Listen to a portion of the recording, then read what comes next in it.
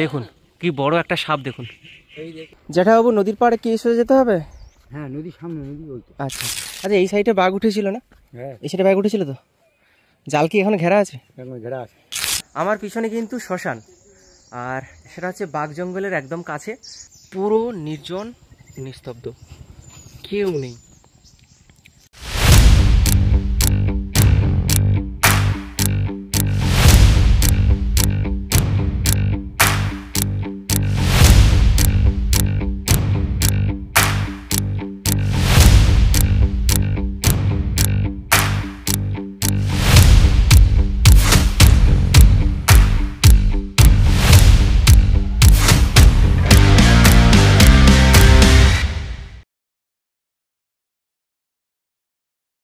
এখন ঘড়ির কাঁটায় বাজে 4টে, আর আমি রওনা দিয়েছি ডায়মন্ড হারবার বাস স্ট্যান্ডের কাছে। কারণ এখান থেকে আজকের আমার জার্নি সুন্দরবনের একদম শেষ দ্বীপ, অর্থাৎ বাঘের জঙ্গলের কাছেই আমরা যাব আর আপনাদের দেখানোর চেষ্টা করব। এখন এখান থেকে আমি বাস ধরে যাব লক্ষ্মীকান্তপুর ট্রেন ধরার জন্য। চলুন ভিডিওটার সঙ্গে জুড়ে থাকুন, দেখতে পাবেন কোথায় কোথায় যাই, কিভাবে যাই। এই মাঝরাত থেকে কিন্তু ঝিমঝিম করে বৃষ্টি হচ্ছে, তাই ডায়মন্ড হারবার শহরের রাস্তাঘাট কিন্তু পুরো ভিজে স্যাঁতস্যাঁতে হয়ে গেছে কিন্তু। আর বাসটা আসবে ঠিক এই দিক থেকে, কখন বাস আসে তার অপেক্ষায়।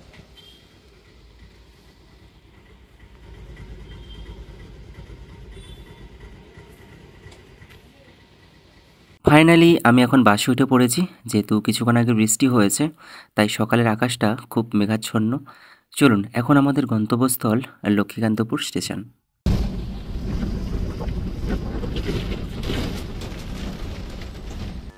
হাই বন্ধুরা, আপনারা সবাই কেমন আছেন? আজকের সুন্দরবন নয়, আজকের লক্ষ্মীকান্তপুর থেকে আজকের আমাদের জার্নি সুন্দরবনের একদম কোর এরিয়ার কাছে, যেখানে কিনা বাঘ সাধারণত বিচরণ করে সেই সব এলাকাতে। সেই সব প্রান্তিক এলাকাতে আজকে আমাদের ট্রেন বলুন, বাস বলুন বা পায়ে হেঁটে বলুন, সেই জার্নি করে আপনাদের নিয়ে যাব সেই বাঘ জঙ্গলের কাছে। চলুন, আজকের ভিডিও কিন্তু অনেক মজাদার হতে চলেছে বা অনেকটা রোমাঞ্চকর হতে চলেছে, তাই ভিডিওর সঙ্গে জুড়ে থাকুন। নতুন একটি পর্বে সবাইকে স্বাগতম জানাই, আর পুরো ভিডিও দেখার সবার কাছে আমার অনুরোধ রইল। আশা করি আপনাদের ভালো লাগবে, তাই দেরি না করে শুরু করা যাক। ফাইনালি ট্রেনে উঠে পড়েছি। এবার ট্রেন ছাড়বে আমাদের 6:35-এ, আর এটা হচ্ছে লক্ষ্মীকান্তপুর স্টেশন। একদম ফাঁকা ট্রেন। নামবো এবার আমরা জয়নগর। লক্ষ্মীকান্তপুর থেকে জয়নগর প্রথমে যাব। অবশেষে আমাদের ট্রেন ছেড়ে দিয়েছে। এখন গন্তব্যস্থল জয়নগর মজিলপুর। এর মাঝখানে যে দুটো স্টেশন থাকছে, মাধবপুর এবং মথুরাপুর, তারপরে থাকছে কিন্তু জয়নগর। এবং এই জয়নগর যেতে লক্ষ্মীকান্তপুর থেকে আমাদের ভাড়া পড়েছে মাত্র 5 টাকা। চলুন জয়নগর স্টেশনে গিয়ে আপনাদের সঙ্গে কথা হচ্ছে। প্রথমেই বলে দিই, লক্ষ্মীকান্তপুর থেকে আপে শিয়ালদা যাওয়ার পথে বাম সাইডে কিন্তু জয়নগর থেকে আমাদের যেতে হবে কিন্তু বাস স্ট্যান্ডে। সেখান থেকেই আমাদের বাস ধরে কিন্তু পৌঁছতে হবে সেই গন্তব্যস্থলে।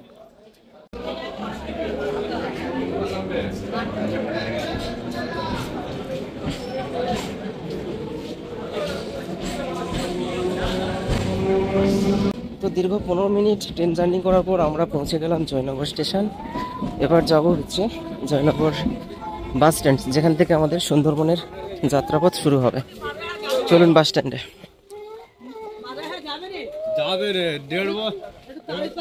আর এটা হচ্ছে জয়নগরের মার্কেট। ফাইনালি আমরা যখন জয়নগর বাস স্ট্যান্ডে পৌঁছই, তখন বাস প্রায় সামনে চলে এসেছিল। আর ওই পারে বসেছে আমাদের সুজনদা, আর বাস এখন ছেড়ে দিয়েছে। আজকের আমাদের গন্তব্যস্থল হচ্ছে বাঘের জঙ্গল, আর সেটা কিভাবে যাবে এই ভিডিওর মধ্যে সবকিছু তুলে ধরা হচ্ছে, আপনারা দেখতে থাকুন। আপাতত আমরা জয়নগর বাস স্ট্যান্ড থেকে বাসে করে যাচ্ছি। এখন আমাদের গন্তব্যস্থল মইপিটের শনিবারের বাজার এবং নাগেনাবাদের যে গ্রাম রয়েছে সেখানে। আর এই বাসের ভাড়া আমাদের পড়েছে 60 টাকা মাথা পিছু। যেতে আমাদের সময় লাগবে 2.5 ঘন্টা। এবার আমরা বাসে করে যে ব্রিজটার উপর দিয়ে যাব, সেই ব্রিজটার নাম পেটকুলচাঁদ ব্রিজ।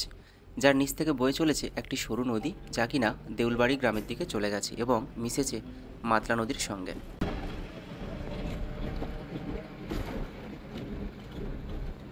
অবশেষে দীর্ঘ 2.5 ঘন্টা বাসে বসে থাকার পর আমরা এখন পৌঁছলাম মইপিটের শনিবারের বাজার এবং এখান থেকেই আমরা যাব নাগেনাবাদ গ্রামে।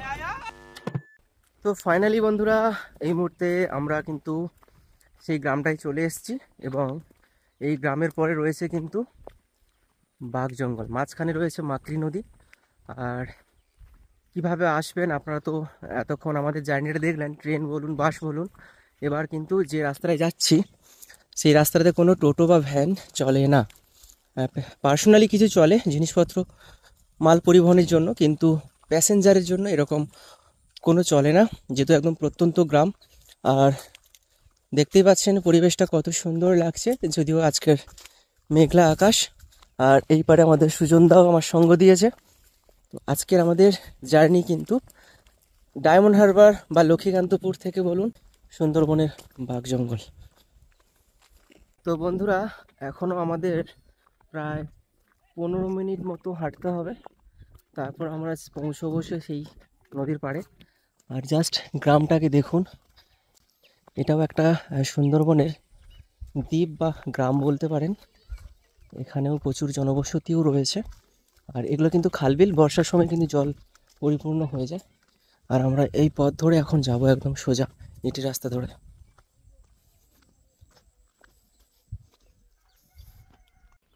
বলছি নদীর পাড়ে এই সোজা রাস্তা তো কাকাবাবু? একদম। আচ্ছা, এই সাইডে বাঘ উঠেছিল না? হ্যাঁ, এই সাইডে বাঘ উঠেছিল তো? জাল কি এখন ঘেরা আছে? এখন ঘেরা আছে। আচ্ছা, আর কতটা যেতে হবে? এটা দিতে অনেকটা যেতে হবে। কত বাড়ি আছে? আমরা ওই যাচ্ছি, এখানে এসেছিলাম। হ্যাঁ, ফার্স্ট লোক ফরেস্টার বন্ধু হয় তো, উনি বাড়িতে আছেন, বলছে তোমাদের দেখবে তো যাও। রাস্তা সাইডে একটা কাজে এসছে আর আমরা দেখতে এসেছি। অনেকটা যেতে হবে নাকি? অনেকটা এখনো? সামনে। আচ্ছা আচ্ছা, ধন্যবাদ কাকাবাবু। তো বন্ধুরা, সুন্দরবনের যে এরিয়ায় এসেছি, তো এই বাড়িঘরগুলো দেখলে আপনারা ঠিক বুঝতে পারবেন যে সুন্দরবন একটা যে অনুভূতি সম্পূর্ণভাবে বুঝতে পারবেন। প্রায় আমরা 20 মিনিট মতো হেঁটে এই রাস্তা ধরে যাচ্ছি। এরপরে কিন্তু রয়েছে একদম নদীর বাউন্ডারি এবং মাঝখানে সরু একটা নদী, তারপর রয়েছে বাঘের জঙ্গল। এই গ্রামটা এত সুন্দর দেখতে লাগছে। আর ঘর বাড়িগুলো যত পরপর আমরা নদীর পাড়ের দিকে এগিয়ে যাচ্ছি, তত কিন্তু ঘরগুলো পরপর হালকা হয়ে যাচ্ছে, মানে কাছাকাছি যেসব ঘর বাড়ি সেগুলো কমে যাচ্ছে। জ্যাঠাবাবু, নদীর পাড়ে কি এসে যেতে হবে? হ্যাঁ, নদীর সামনে, নদী ওই তো। আচ্ছা আচ্ছা, ধন্যবাদ। তো জ্যাঠাবাবু বলে দিলেন, আর একটু বাকি, তারপর নদীর পাড়। চলুন। তো বন্ধুরা, অবশেষে আমি সুন্দরবনের একদম কোর এরিয়ার কাছে চলে এসেছি, যেখানে রয়েছে কিন্তু পুরো বাঘ জঙ্গল দেখতেই পাচ্ছেন। আর সাইডে রয়েছে কিন্তু বাঘকে আটকানোর জন্য পুরো জাল দিয়ে পুরো ঘেরা রয়েছে, সেটা আপনাদের একটু পরে দেখাচ্ছি। আর এই যে গ্রামটা দেখতে পাচ্ছেন, এগুলোতে বেশিরভাগ বাঘ মানে চলে আসেন এবং এইসব এলাকাতে কিন্তু তাণ্ডব চালায়। শুধু বাঘ নয়, বন্য শুয়োর, হরিণ এসে কিন্তু খেতে ধান বলুন, যে কোনো শস্য বলুন, সেগুলো কিন্তু ক্ষয়ক্ষতি করে প্রচুর, এখানকার স্থানীয় মানুষদের কাছ থেকে শোনা। আর বাঘ এই জঙ্গল থেকে একদম মেন রোড পার হয়ে ওপারেও একটা নদী রয়েছে, জঙ্গল রয়েছে, সেখানেও চলে যায়। বাঘের এতটা বিচরণ, এখানকার মানুষজন যথেষ্ট আতঙ্কভাবে কিন্তু বা আতঙ্কে ওনাদের দিন কাটে। সন্ধ্যার সময় হলে ওনারা বাড়ি থেকে বেরোন না, দরজা বন্ধ করে ওনারা বাড়িতে ঘুমোন এবং সকালে ওঠেন। সন্ধ্যার পর এই যে রাস্তাগুলো দেখতে পাচ্ছেন, এইসব রাস্তাতে কাউকে আপনারা দেখতে পাবেন না। এখন যদি গুটি কয়েক মানুষজনকে দেখতে পান, কিন্তু সন্ধ্যার পর কাউকে দেখতে পাবেন না। এই মুহূর্তে আমি যেখানে রয়েছি, আমার পিছনের চারিদিক শুধু বাঘের জাল দিয়ে ঘেরা। যারা সুন্দরবনে গেছেন, সুন্দরবনে নৌকোতে বসে এরকম জঙ্গলের সাইডে জাল দিয়ে ঘেরা থাকে আপনারা দেখেছেন, কিন্তু আজকের আপনাদের দেখাতে চলেছি। দেখুন, পুরো সাইডটাতে পুরো জাল দিয়েই ঘেরা রয়েছে। দেখুন কতটা কাছে গিয়ে আমি জালে স্পর্শও করছি, পুরো জাল দিয়ে ঘেরা রয়েছে। শুধু একটুখানি নয়, অনেকটা জায়গা জুড়েই কিন্তু এই জালটা দিয়ে ঘেরা রয়েছে, কারণ বাঘের উপদ্রবের জন্য। আর এটা হচ্ছে বাঘ জঙ্গল। দেখুন, চলুন আজকের এই জালের শেষ প্রান্ত পর্যন্ত আপনাদের নিয়ে গিয়ে দেখাবো জাল কতটা ঘেরা রয়েছে। যেদিকে চোখ যাচ্ছে পুরো বাঘের জঙ্গলের ভরপুর, এবং জাল দিয়ে পুরো চারিদিকটা ঘিরে রাখা হয়েছে। একবার ভেবে দেখুন এখানকার মানুষজন রাত্রে কিভাবে থাকেন। বাঘের ডাক তো অবশ্যই শুনতে পান, কেননা বাঘের জঙ্গল একদম পাশেই রয়েছে। আর অবশ্যই বাঘের ডাক শোনাটা স্বাভাবিক, অস্বাভাবিক কিছু নয়। দেখুন এই ছাগলগুলোর সাহস দেখুন, জালের ওপারে ঢুকে গেছে ঘাস খাওয়ার জন্য। এই দেখুন বাঘের জঙ্গলের ভেতরে ঢুকে গেছে ঘাস খাওয়ার জন্য। বুঝতে পেরেছেন? যদি একবার চলে আসে বাঘ মামা কি হবে আশা করি। ওরে বাবা চলে এসো বাইরে, বাবা চলে এসো। এই যো, ও স্যার, বাঘের এরিয়ায় ঢুকেছো কেন? দেখুন বাঘের জঙ্গলের ভেতরে জালের ওপারে ছাগল ঘুরে বেড়াচ্ছে লাইন দিয়ে। আমাদের লাপাতা দিয়ে পালাচ্ছে আর ইগনোর।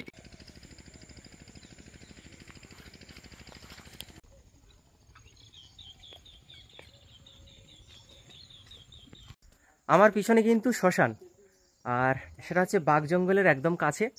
ভাবুন যারা যেসব ব্যক্তিরা কেউ মারা গেলে এখানে পোড়াতে নিয়ে আসেন বা সৎকারের জন্য নিয়ে আসেন, তারা কতটা আতঙ্কের মধ্যে থাকে।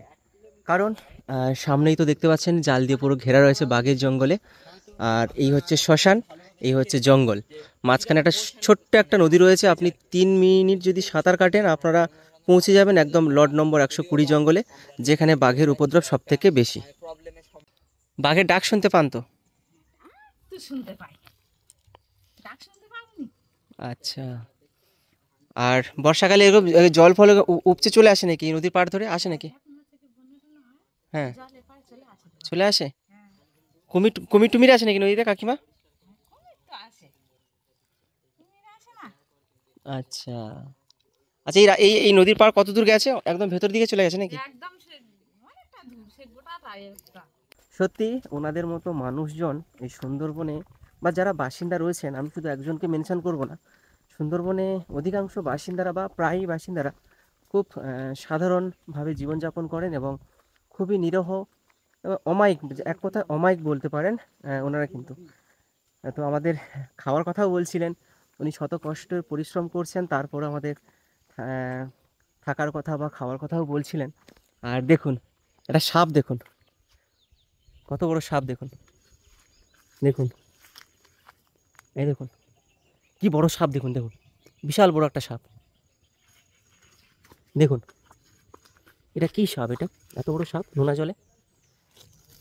এই দেখুন এই গাছে উঠে যাচ্ছে, দেখুন গাছে সাপ উঠে যাচ্ছে। এই দেখুন, এই দেখুন, এ সুজনদা গাছে দেখো, গাছে দেখো, গাছে সাপ উঠে যাচ্ছে। কি সাপ জানি না, কি বড়। বন্ধুরা চলুন আপনাদের সঙ্গে কয়েকজনের সঙ্গে পরিচয় করিয়ে দিই, যারা বাঘ দেখেছেন বা বাঘের শিকারের কথা আপনাদের জানাবেন, সব কিছু আপনাদের দেখাবো। চলুন দেরি না করে শুরু করা যাক, বা ওনাদের সঙ্গে কথা বলে কি জানতে পারি আপনাদের শেয়ার করবো, ওনারা কি বলছেন সেটাও আপনাদের দেখাবো। চলুন। বাঘের ডাক শুনতে পান? আপনার বাড়ি কোথায়? বাঘের ডাক শুনতে পান না কোনো দিন? না, আমরা কোনো জীবনে শুনতে পাই না। তবে আসে লোকে বলে শুনি এইটুকু। আচ্ছা, আপনারা বাঘের একটু ভিতরের দিকে থাকেন নাকি? না না না আমার এই তো এইখানে বাড়ি। বাউন্ডারি, নদী বাউন্ডারি খুবই কাছে আপনার বাড়ি? হ্যাঁ এই তো এই নদী বাউন্ডার, আর ওই তো আমার বাড়ি, এই ঘরের ওপার ও আমার। আচ্ছা আচ্ছা আচ্ছা একদম এই যে ঠাকুর মন্দির আছে, আচ্ছা। ঠাকুর মন্দিরের পাশে আমাদের বাড়ি। আচ্ছা গত বছর এমনি ধরে নিয়ে গেছিল। এটা আমাদের আয়লা ঝড়ে তো আমাদের ঘর ধর সব ভেঙে গেল। তাই? হ্যাঁ গত বছর এখান থেকে বাঘ ধরে নিয়ে গেছিল? হ্যাঁ, ওই যে তুমি যেখানে লেবেছো, হ্যাঁ বাস থেকে লাভলে, আর ওখানে বলছিল ওখানে গত বছর বাঘ ধরেছে, এই না, টাইমে গত ধরে বছর নিয়ে না, ওর আগের বছর। হ্যাঁ, ওই ধরে নিয়ে গেছিল 2 বছর হয়ে 3 বছরের 3 বছর হয়ে বাঘ গেছে। করতে এলো ওপারে তো জঙ্গলে বাঘ থাকে না? এই পার থেকে, এই পার থেকে চলে গেছে? থেকে মানে মেন রোড ধরে সাইড থেকে চলে গেছে গিয়ে মানে এখান থেকে সেই মেন রোড এত দূরে বাঘ চলে গেছে? হ্যাঁ, ওই যে ধান বাদাতে চলে এই গেছে। এই রকমই রাস্তা পেরিয়ে গিয়ে আবার মেন রোড পেরিয়ে চলে গেছে। ও সর্বনাশ। সেখানে ধান বনের ভিতরে মোটামুটি যেমন আমাদের বাগান চাষা ভেড়ি বাঁধ আছে না, হ্যাঁ, তার ভিতরে সেই বাঁধের উপরে মানে শুয়েছিল। বসেছিল আর কি। বন্ধুরা জায়গাটা এতটা নির্জন আর একদম নিস্তব্ধ, দেখুন গায়ের মধ্যে কাঁটা দেবে, কারণ এইদিকে যতদূর চোখ যায় দেখুন পুরো শুনশান, একটা মানুষজন বা গরু ছাগলও দেখতে পাচ্ছি না। আবার ঠিক আমার পিছনে দেখুন পুরো নির্জন নিস্তব্ধ, কেউ নেই। আর এইটা হচ্ছে জঙ্গল, আর ওপারে বাঘ মামা সব সময় আসে এই জঙ্গলের মধ্যে, ওই জঙ্গল পার হয়ে।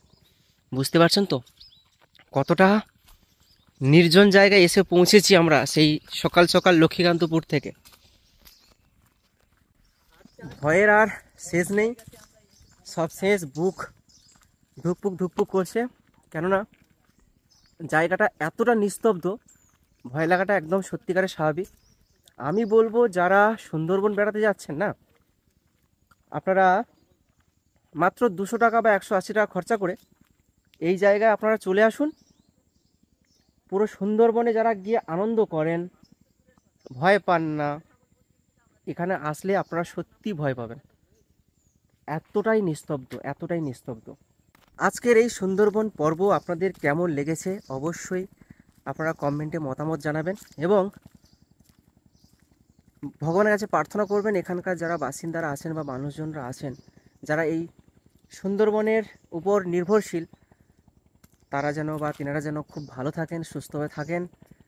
সবার বাড়িতে মা বাবা ছেলে মেয়ে আত্মীয় পরিজন পুরো পরিবার রয়েছে, তারা যেন কাউকে না হারিয়ে বসে এই সুন্দরবনে গিয়ে।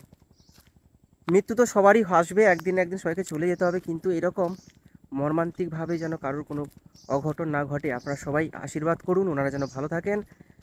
সবাই ভগবানকে ডাকুন যেন এখানকার বাসিন্দারা সবাই সুস্থভাবে জীবনযাপন করতে পারেন। চলুন আজকের এই পর্ব এখানে আমি শেষ করছি। পরবর্তীতে আবার এরকম কোনো একটা রোমাঞ্চকর পর্ব নিয়ে আপনাদের কাছে হাজির হব। আজকের মতো বিদায়।